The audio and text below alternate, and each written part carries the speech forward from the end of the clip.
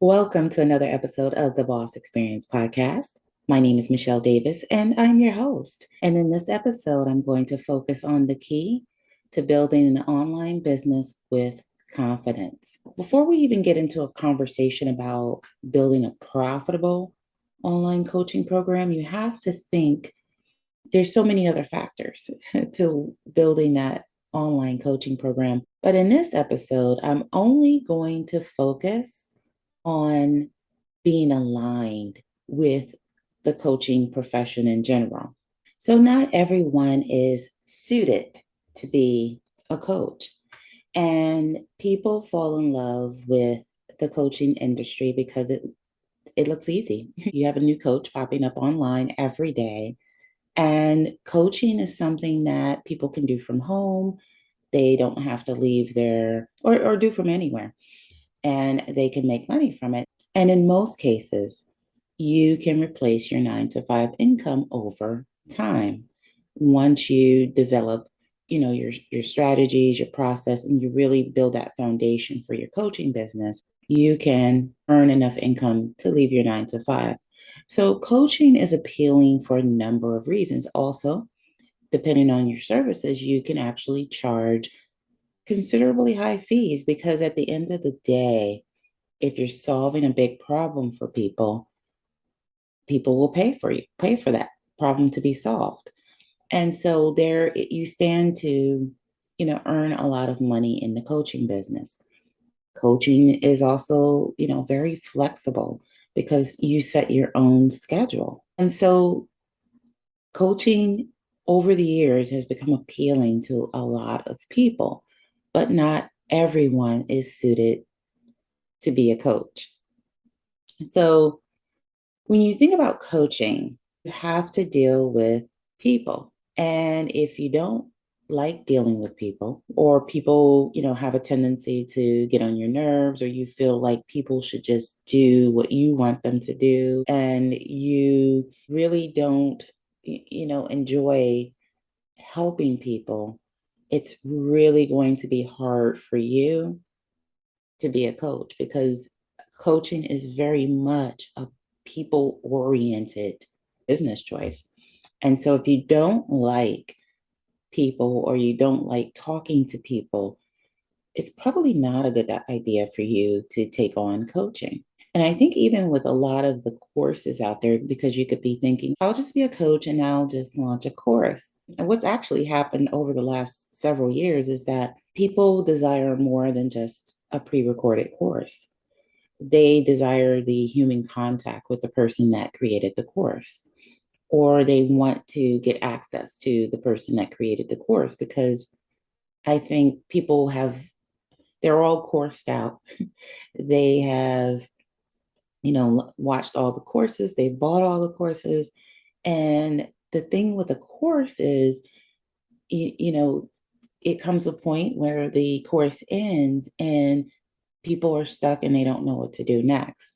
And so if you've been looking at the trends, even course creators have added in coaching components to their courses. So it's not just a course that people buy and then you never hear from the course creator again, or you have no way of reaching them again.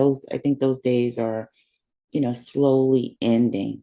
What you're starting to see now is yes, people will buy a course, but the course creator is adding in bonus sessions or they're adding in a Facebook group where they can engage with the people that have purchased their course. So this has been a trend that I've personally seen over the last several years. You may have seen the same thing because it's no longer where people are going to get the results that they desire just from simply watching a course and never ever having interaction with that coach or that course creator again. So you have to enjoy working with people. So there is no shortage of coaching programs that will show you how to be a coach, whether you're striving to be a life coach, a health coach, or some other type of coach. There's an abundance of programs. I have my own programs to help people build a profitable coaching business. But building a profitable coaching business is more than just showing up and delivering a great program. You really have to have the characteristics to be a good coach because, after all, people are entrusting you to help them solve a big problem. So, what are the characteristics of a good coach? You heard me mention before that you have to enjoy working with people. If you've been following me for a while, you know that, prior to becoming an entrepreneur, I worked in the nonprofit sector with, different populations. Yes, I have 16 years of management, but before I was a manager, I worked directly with people, and working with people is challenging. And you have a lot of coaches that start to work one-on-one with clients, whether, they want to perfect their process of getting people results or whatever the case may be, or they're starting out new and they just want to get in the habit of learning how to work with people. I worked one on one with clients as what you would call a case manager, which is a form of coaching because you're setting goals and you're guiding people to a desired result. So often we have a vision for people's lives. Once we get involved in their lives, we get to know people, we have a vision for how they should solve their problem. And sometimes their vision of what the situation is isn't always your vision. And while you think that people will come in and just comply and do what you tell them to do, that typically doesn't always happen. I first experienced that when, working with people and seeing that in my nonprofit career. And that didn't change when I started working with business owners or people that desire to, start a business or start a coaching business. They don't listen always to what you say. That's why it's so important that you are one characteristic that you need is you need to be able to have an understanding of people.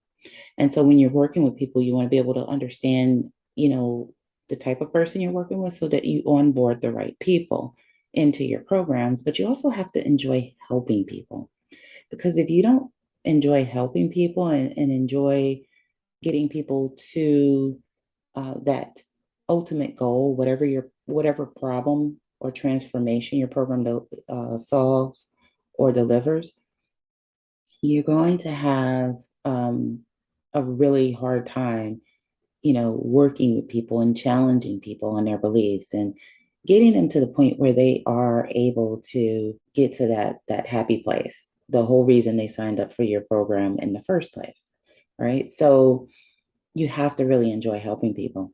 And anytime you're working with people, you have to have patience. And this is whether you're working with someone one-on-one or you're working with them in groups.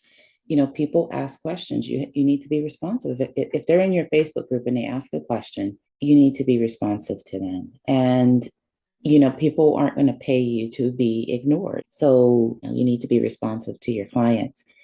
And so, in addition to enjoying working with people and having patience, you need to understand that coaching is about relationship building. People build connections with people, and how long those connections last is based on what you make them feel. Do you make them feel like they know you? Do you make them feel like they like you? Do you make them feel like they can trust you? Whatever you're coaching on, your clients need to be able to trust that you can deliver on that. And so the strange thing about virtual is the burden is fully on you to be focused and to be able to deliver. So you have to not just enjoy working with people, but you have to have good communication skills and be able to build relationships through your content so that people can see you, they can see your personality, they can feel like, oh, even though they've never met you, that they know you in a sense. And it sounds weird if you're new to the online world, but it's also the case with social media. Think about the people that you connect with. Why are you connecting with them? Why do these people stand out to you? It's the same thing with your coaching clients or potential or future coaching clients.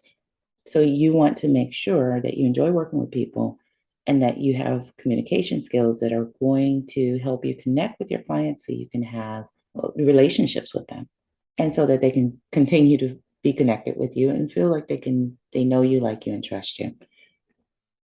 Coaching, if you're going to be a coach, you need good time management skills. You need to know, how long it's going to take to deliver your group coaching session, whether you're doing it live or however you're doing it. You need to be able to deliver that session, know how long it's going to take. If you have like, one-on-ones built into your group coaching or whatever the case may be, you need to be able to plan that time out because your time is, your money. So if someone paid for a 60-minute, individual session, that 60-minute individual session is not, it shouldn't be 90 minutes. It needs to be 60 minutes, and you need to know exactly what you're going to cover in that 60-minute session or that 90-minute session, however you plan your session out. If you're going to have a Facebook group to complement your coaching program and you're going to do like a live or frequently asked questions, you need to have a sense of how long those sessions are going to be and how those sessions are going to be structured so that you structure your time. And you want to make sure that everything you plot out in your program, that you actually have it organized in a way that you actually deliver on it. And so, if you're still working a full-time job or you have other things going on in your home, you don't want to have unrealistic time frame set for you, when you'll deliver your coaching program. Which brings me to work ethic. So if you are working, anytime you're working with people, no matter what you're doing, whether you're coaching or you have some other business, work ethic is extremely important. People are paying you to show up and to deliver what you say you're going to do, right? So you have to have a sense of work ethic. You have to have some strong principles about who you are as a coach and what you stand for. And you want to be able to make sure that you conduct yourself in a certain way with your clients. Your clients, sometimes they do grow into friendships, but they start off as professional relationships. And you want to make sure that you maintain a professional demeanor and you conduct your business like a business. And, you invoice people, you monitor things, that are going on, and you have a professional environment that they're walking into. Then there's, the characteristic that you need to actually get people from their unhappy place to their place of happiness is, you need to be a problem solver. You have to be able to see the end game, even though they can't. And to do that, you have to have experience. To do that, you have to know what it's like, and you have to have already, have a proven process for helping people get from that unhappy place to a place that they want to be. What your whole program is designed to, that whole problem your program is designed to solve. So to do that, you need to have experience and you need to have vision for, being able to look at everyone because everyone is not the same. And so their process for getting to that endpoint or getting that transformation or whatever it is, you need to help them have the vision and, to get to that point. And that's why courses, over time have evolved because, if you're only connecting with people through a course, there's really no connection if they never see you again. And so when people have that human component built into their programs where they have a course and then they have a Facebook group or they have a course and they build this community, you get to approach different situations with your clients and you get to deliver kind of like that supplemental information that they need because everyone isn't the same and everyone doesn't get results the same way. And so you get to interact with your clients when you build a community. And you have to be a problem solver because everyone's problem isn't going to be solved in the same way, even though your coaching program is going to help people do this. You may have other factors with different people that may not, it may make their road to success a little bit more trickier because they have other factors. You have to be able to know what those other factors are and advise them in a way that gets them to that same end game, that same solution, and the same transformation as everyone else. But you have to deliver the content or the information to them and the strategy to them to help them navigate the uniqueness about their situation. So, problem solving is definitely a characteristic that a coach needs to have. And then there's the emotional intelligence piece. So, you have a lot of people who I've seen online and they talk about the different coaching strategies and they talk about, people in a way that's condescending and talking down to people. And they talk about them in a way that people are incompetent. And then somehow when they come into their program is the only way to, achieve success. And people like that. And you have people that are connected to these people, they, kind of flock to them. And my philosophy is with people, you need to treat people with respect. And so to do that, you have to have a certain level of emotional intelligence yourself where you respect where people are. I work with people who are coming from professional backgrounds, they've had lengthy careers, they just need the help turning that career experience or that whatever it is, their interest, their passion, they just need help turning it into a coaching business. So the people I work with, I respect that their experience. I respect them as human beings. And a lot of the people I work with are, kind of 35 and up. So I respect that they have a certain life experience. These people have raised children. I'm not here to talk down to people. I'm here to empower people to take their knowledge and their professional experience and turn it into a profitable coaching program.